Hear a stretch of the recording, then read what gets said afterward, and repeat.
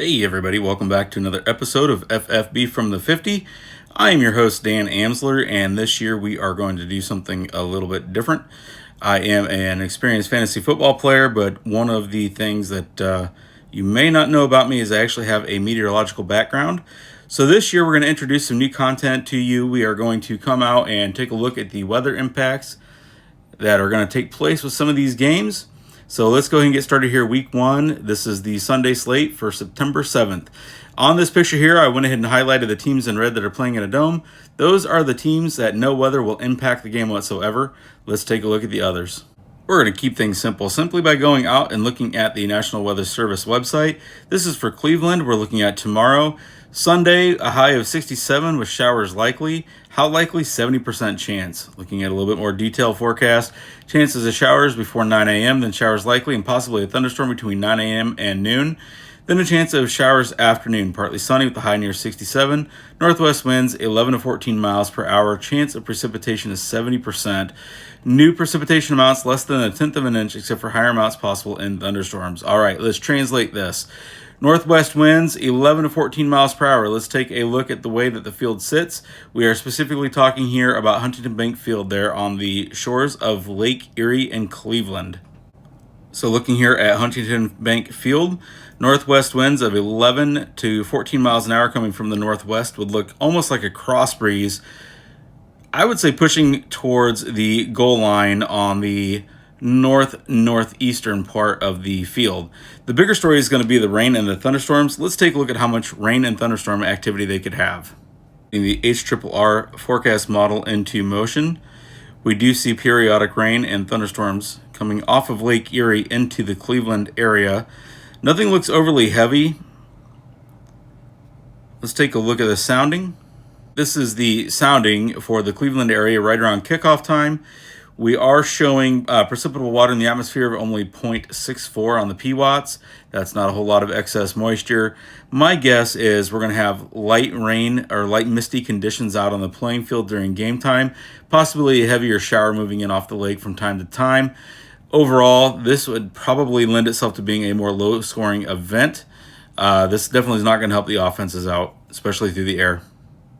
All right, looking at the forecast for Foxborough, this is another game that'll be played outdoors between the Raiders and the New England Patriots. This is another noon Central Time kickoff, 1 o'clock Eastern.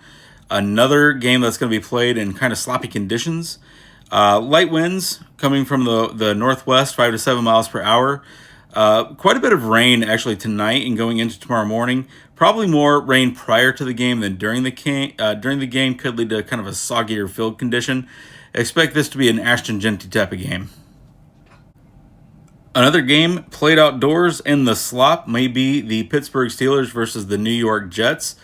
That's going to take place out at MetLife Stadium in East Rutherford. A lot of rain out there again tonight, more rain coming in tomorrow.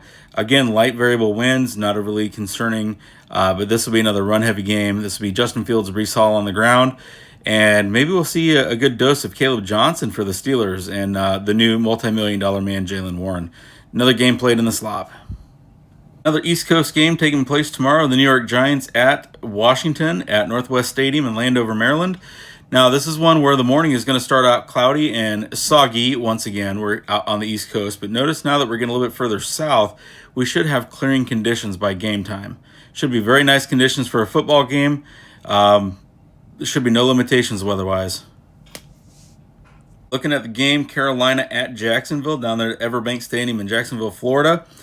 This is one where there's going to be hit and miss thunderstorms.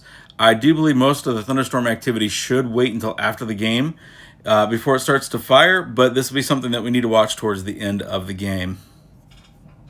The afternoon slate of games, and moving out west, we have Tennessee at Denver out at Empower Field at Mile High.